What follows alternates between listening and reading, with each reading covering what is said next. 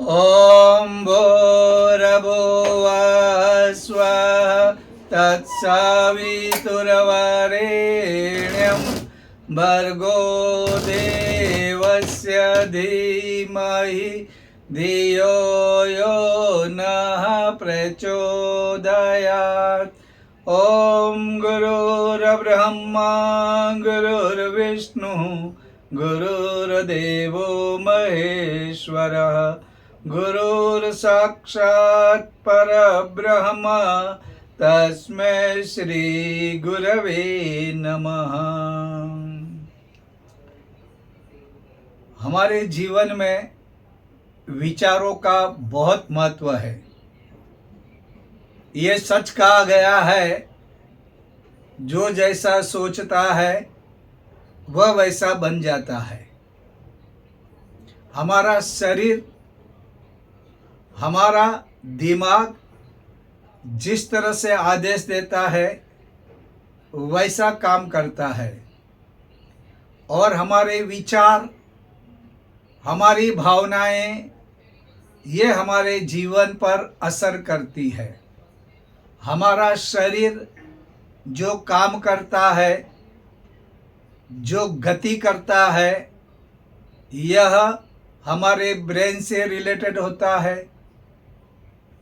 हमारी सोच समझ, हमारे विचार, ये हमारे मन का काम है। लेकिन दो बातें होती है।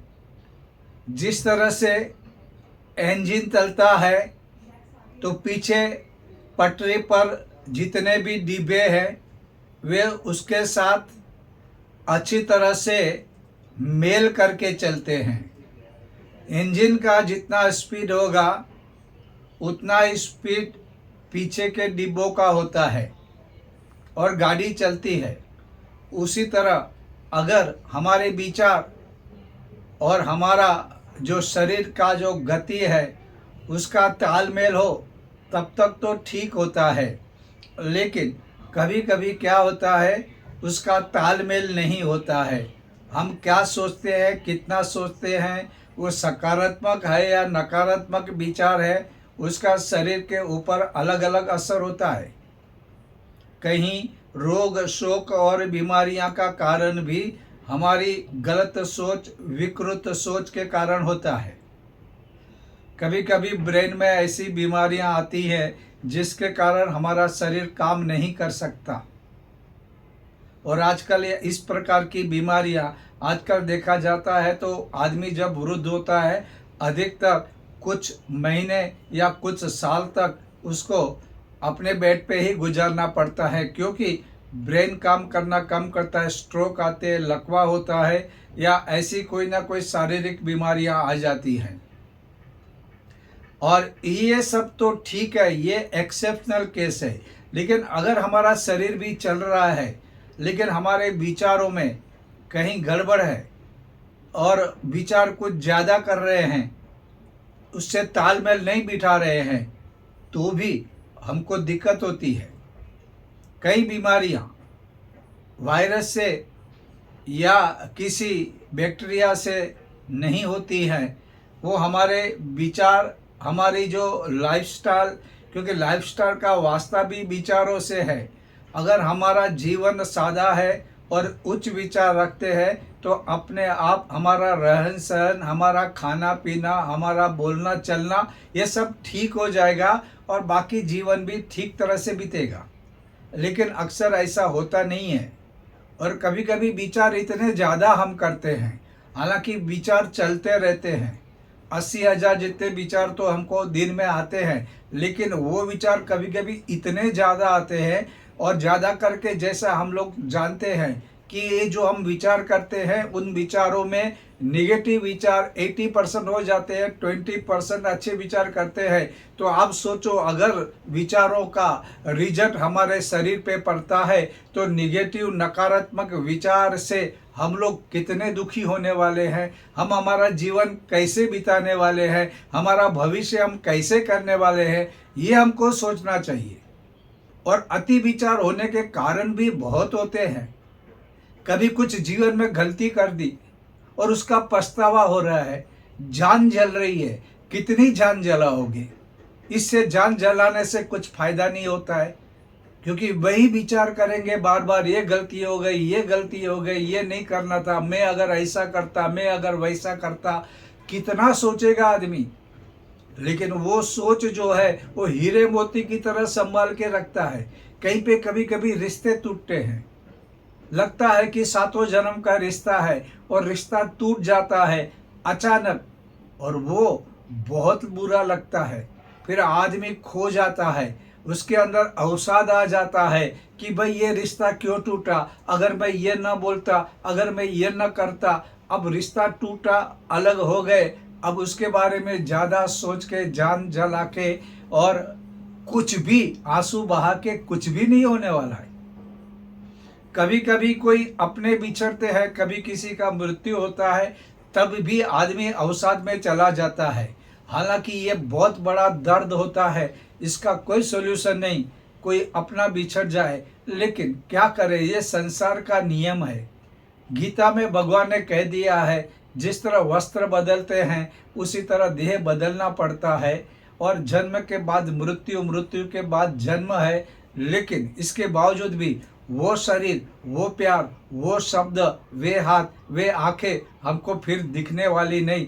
दुख तो होता है, लेकिन उस समय धर्म, अध्यात्म काम आता है, भागवत जैसे ग्रंथ हमको काम आते हैं। और उस समय अगर हम उसे पढ़ेंगे, भगवत गीता पढ़ेंगे, तो क्या होता है, आश्वासन मिलता है, और हम उसमें एक सकारात्मक भूमिका अपनाते हैं, हम भक्ति में लीन हो जाते हैं, तो हमारी जो सोच है वो पूरी की पूरी बदल जाती है।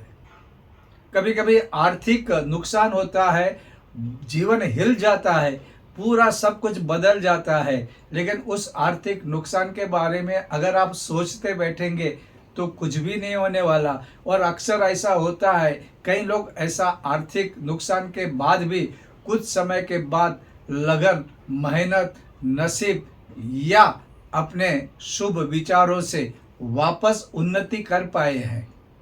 ऐसा हुआ है। तो अगर हम लोग वैसा करें तो ये जो अति विचार का जो हमारा स्वभाव बन जाता है, वो क्या हो जाएगा, धीरे धीरे आदमी क्या होता है, अवसाद में गिरता है। आदमी फिर अच्छा काम कर सकता नहीं, और उसके शरीर में न जाने कितनी बीमारियां आ जाती है। वो मानसिक तरीके से भी बीमार होता है, वो चिड़चिड़ा बन जाता है, वो न चाहिए वहाँ पे चिल्लाता है, और जहाँ पे बोलना है वहाँ पे बोल नहीं पाता है, रात को सो सकता नहीं है, नए रिश्ते बना सकता नहीं है, नए काम कर नहीं सकता। ऐसा अगर होता है तो हमें सावधान रहना चाहिए। इसके बारे में हमारे पास हम बहुत सारे शास्त्र हैं, हमारे पास बहुत महान संतों ने बहुत सारी बातें समझाई है। अगर हम उसके बारे में सोचेंगे तो हमारा जीवन बदल सकता है, वरना मनुष्य जीवन तो कुछ समय का है। अगर हमारा जीवन उस दुख में चला जाएगा, उस नकारात्मक बातों में चला जाएगा, अगर गलत सोच और गलत सोच आती है तो हमारी भावनाएं भी मुरझा जाती हैं, और हमको कभी कभी कुछ भी ऐसा होता है जो हम नहीं चाहते। एक तो नुकसान हुआ है और अधिक नुकसान करते हैं। जीवन में ये बात कभी नहीं भूलना चाहिए, समय बदलते रहता है। जो आज बुरा वक्त है तो कल अच्छा समय भी आता है, ये कुदरत का नियम है। रात के बाद दिन, दिन के बाद रात आती है, वैसा कोई भी समय टिकता नहीं है। अगर आज बुरा समय है तो कल अच्छा समय आने वाला है, ये मान के चलना है। और अगर ये समझ रहेगी, और ये हकीकत है, अगर आप दूसरों का जीवन देखेंगे, अगर आप कई लोगों की, बड़े लोगों की आत्मकथाएं पढ़ेंगे, तो उनके जीवन में ऐसे कितने दुख आ गए हैं जो हमने सोचा नहीं। इवन हमारे भगवान के अवतार राम और कृष्ण का जीवन भी पढ़ेंगे, अगर अर्जुन और भीम का अगर आप जीवन चरित्र युधिष्ठिर को पढ़ेंगे तो उनके जीवन में कितने दुख आए थे। वैसे दुख तो हम सोच भी नहीं सकते, आए थे, लेकिन उन्होंने उसे पार किया। और कई महापुरुषों की आत्मकथाएं आप पढ़े, उनके जीवन में बहुत बड़े कष्ट आए, फिर उभर कर बाहर आए। वैसा हमारा जीवन भी है। भगवान के प्रकृति के नियम से हम लोग जीने वाले हैं, तो हमारे जीवन में भी परिवर्तन आ सकता है।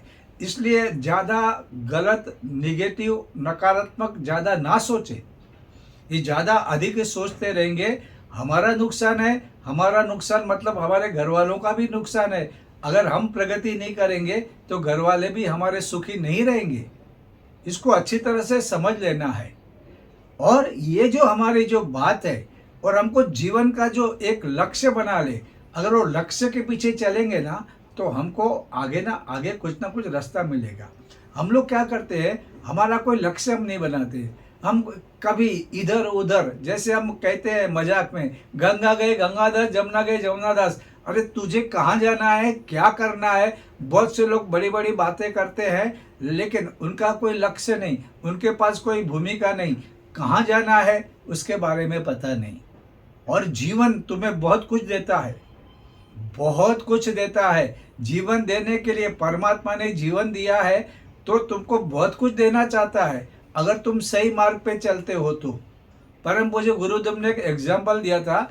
एक गांव में एक राजा था, और ये राजा बहुत ही बढ़िया था, अनुशासन का पालन करता था, उसके कानून थे, प्रजा को बहुत प्यार करता था, अपने बच्चों की तरह चाहता था।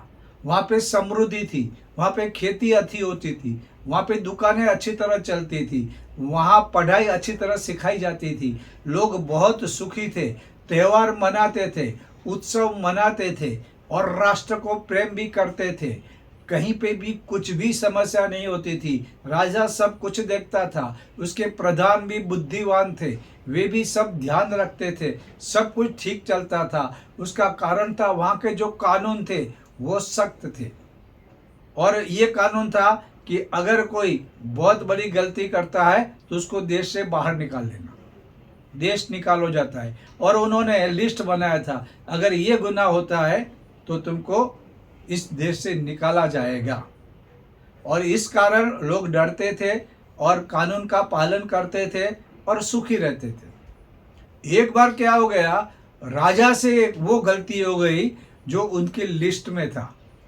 राजा ईमानदार था, सज्जन था, किसको भी नहीं मालूम कि उसने कुछ कानून तोड़ा है, लेकिन राजा ईमानदार था, किसी को भी पता नहीं चलता था अगर वो नहीं कहते, उन्होंने कह दिया। अच्छा, कोई भी राजा के खिलाफ बोल नहीं सकता था क्योंकि राजा है, लेकिन इसने राजा ने सामने से कहा, मुझसे ये कानून टूट गया है और इसलिए मैं ये देश छोड़ के जाऊंगा। अच्छा, अभी उनके इधर नियम ऐसा था कि राजा अपनी प्रजा में से बनना चाहिए, कोई बाहर का आदमी आके राजा नहीं बनेगा। और इतना अच्छा राजा, इतना प्यारा राजा, इतना कानून से चलने वाला, अपनी गलती लोगों को पता नहीं फिर भी सामने से कह रहा है, और सजा भी खुद तय कर रहा कि मैं अब ये देश छोड़ के जाऊंगा, मुझे यहाँ से निकाल दे आप। लोगों को बहुत बुरा लगा, और क्योंकि राजा यहीं से पसंद करना है तो ये नियम था। तो प्रधानमंत्री जो उनके जो मंत्री थे वो बहुत होशियार और बुद्धिमान थे। उन्होंने कहा, ठीक है राजा, अगर आप कहते हैं तो हम फलाने फलाने दिन सुबह 10 बजे लोगों को बुलाएंगे और यहाँ से कोई किसी राजा को पसंद करेंगे और आपको देश निकाल कर देंगे। राजा ने बोला ठीक है। प्रधानमंत्री ने बोला कल सवेरे 10 बजे राजमहल में जो पहले पहुँचेगा उसको ही राजा बना देंगे। तो लोगों ने कहा ये तो आसान तरीका है, सबको लगा हम पहले पहुंच जाएंगे। प्रधानमंत्री ने कहा देखो राजमहल थोड़ा सा दूर है, थोड़ा सा चलना पड़ेगा, बीच में कुछ पत्थर वगैरह आएंगे, कांटे भी आएंगे, लेकिन चल के आना है। और सब लोग तैयार हो गए, बोला ये तो बहुत आसान बात है। और प्रधानमंत्री ने क्या किया, उस मंत्री ने गांव में पूरा बदलाव कर दिया। सवेरे 10 बजे से पहले रात भर में ही उन्होंने इतने सुंदर सुंदर स्थान बना दिए, वहाँ पे इतने सारे खाने के पकवान वगैरह बना के दुकानें लगा दी, और सुंदर सुंदर महंगे महंगे वस्त्र लगा दिए, और अनेक प्रकार की सुगंध, अत्त, फूल, चंदन वहाँ पे लगा दिए, और अनेक प्रकार के नृत्य, खेल, ये सब लगा दिया। ये इतना अच्छी तरह से लगाया कि लोगों ने आज तक कभी देखा नहीं था। और जब लोगों को कहा कि अब 10 बजे जाना है, तो जैसे निकलने गए तो बोले, अरे इतना सुंदर भोजन हम लोगों ने तो आज तक देखा नहीं। क्या रंग है, क्या रूप है, क्या स्वाद लग रहा है, क्या खुशबू आ रही है। ऐसा खाना फिर कभी मिलेगा। और प्रधान ने कहा था ये सब फ्री ऑफ चार्ज है, इसका पैसा नहीं लिया जाएगा। जिसको जितना खाना है, जिसको जो वस्त्र चाहिए, जिसको जो अत्तर फूल चंदन चाहिए, वो कर सकता है। यहाँ पे नृत्य हो रहा है, जिसको नृत्य करना है वो जा सकता है। फ्री ऑफ चार्ज है, कुछ भी चार्ज नहीं है। आपको जो भी चाहिए, ये इतना सुंदर फर्नीचर है, आपको जो चाहिए आप ले जाइए, आपको पैसा चुकाने का जरूरत नहीं। इतने सोने के साधन है, इतनी हवा खाने के साधन है, आप कुछ भी हो आप ले जा सकते हैं। वो लोग जैसे जाते गए, बोले नहीं नहीं हम तो जाएंगे राजमहल। फिर उनको विचार आया, अरे इतना अच्छा खाना फिर कब मिलेगा, और पैसा भी नहीं देना है, फ्री ऑफ चार्ज है। तो कुछ लोग बड़े भाड़ में गया, क्योंकि मुझसे आगे कोई ना कोई पहुंचा होगा, वहाँ पे मैं नहीं पहुंचा तो राजे भी नहीं मिलेगा और ये भी चला जाएगा। तो मैं पहले खा लेता हूँ, इतना अच्छे अच्छे पकवान है। और खाने के बाद मेरे अंदर जो भावना थी, कई साल से तमन्ना थी, इतने अच्छे वस्त्र है, मैं वस्त्र लेके जाऊंगा और घर में फर्नीचर तो चाहिए, फर्नीचर भी उठा के जाऊंगा। ऐसा कर कर के एक फिर दो, और क्या होता है कि एक को देखने के बाद दूसरे को लगता था ये अगर कर रहा है तो मैं भी करता हूँ। और बात इसकी सही है कि अगर मैं वहाँ नहीं पहुँचा, मुझसे पहले कोई पहुँच गया, तो वो तो राजा बन जाएगा, तो मुझे तो न राज्य पद मिलेगा, और ये जो मौका मिला है सब फ्री ऑफ चार्ज है और इतना बढ़िया है, तो मैं क्यों रिस्क लूँ। और वहाँ पे पत्थर भी है, डगर है, चलने में कितना समय लगेगा मालूम नहीं है, कांटे चुमेंगे, नहीं करना है झंझट। और वैसे करने लगे।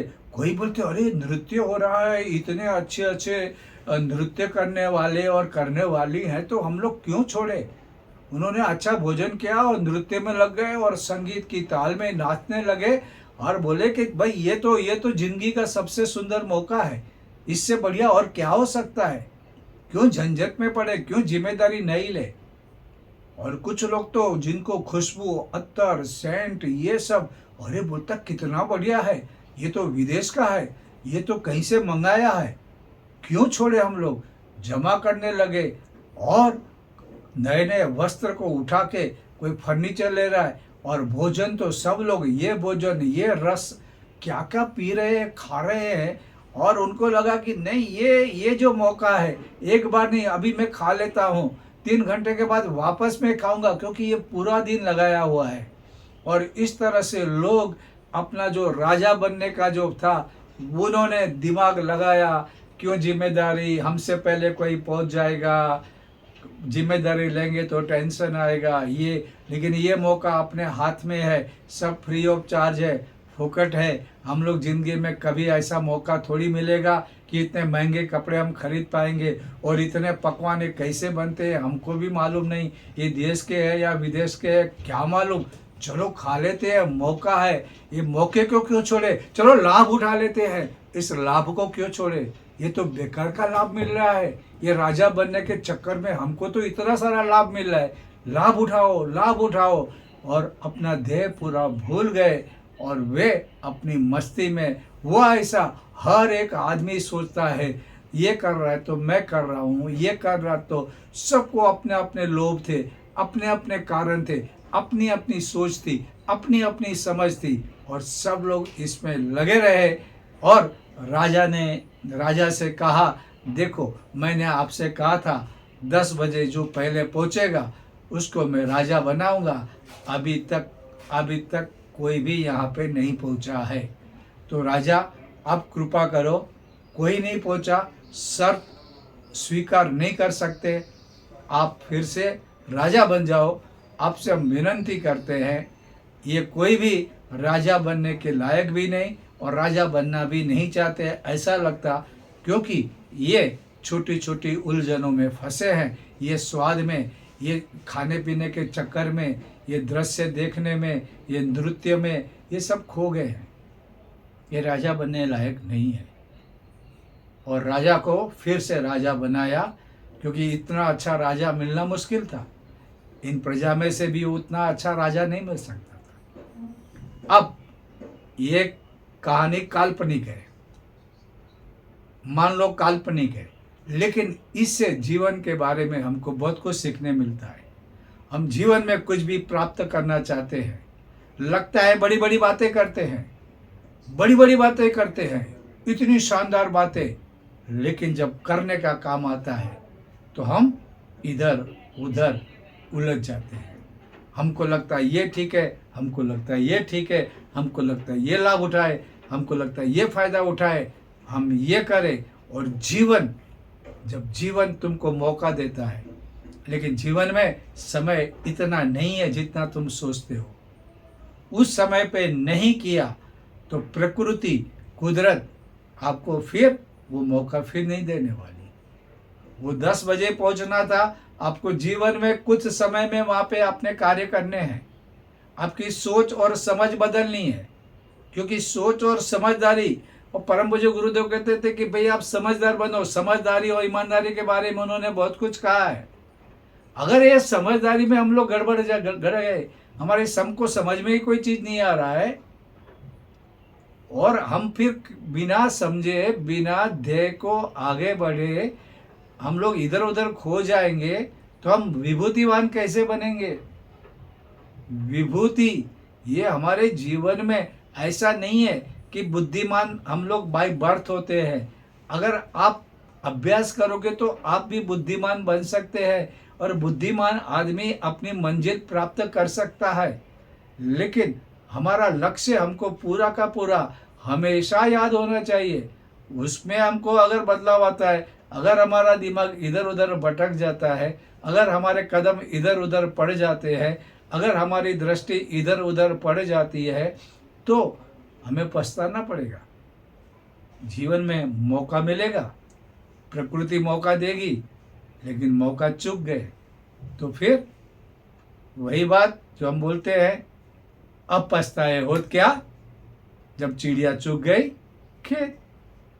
चिड़िया खेत चूक जाए उससे पहले सुधर जाना चाहिए।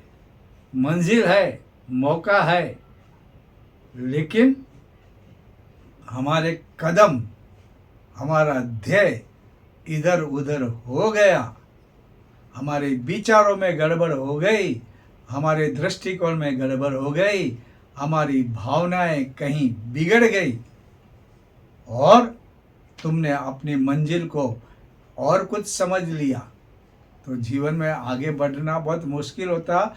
वरना जीवन में आगे बढ़ना बहुत आसान है, और प्रकृति तुम्हें मौका भी देती है। चाहे वो अध्यात्म हो, चाहे वो भौतिक सुख का हो, चाहे वो मानसिक शांति की बात हो, या कोई रिश्ते नाते निभाने हो, या अर्थ कमाना हो, सबके लिए तुम्हें मौका मिलता है। उस मौके को कभी नहीं भूलना है, पकड़ के चलना है। सामने मंजिल है, वहीं पे चलो, वही लक्ष्य में रखो, वही नज़र रखो। अगर नज़र बदल दोगे, नज़ारा बदल जाएगा। तो इस तरह से तुमको सोच समझ के अपना ध्येय और ध्येय को पकड़ के आगे चलना है। ये सब सुख टेम्परवारी होते हैं, एक बार मिलते हैं, सुख मिलता है ऐसा लगता है, और कुछ क्षण के बाद फिर तुम जैसे थे वैसे बन जाते हो। आज के लिए बस इतना।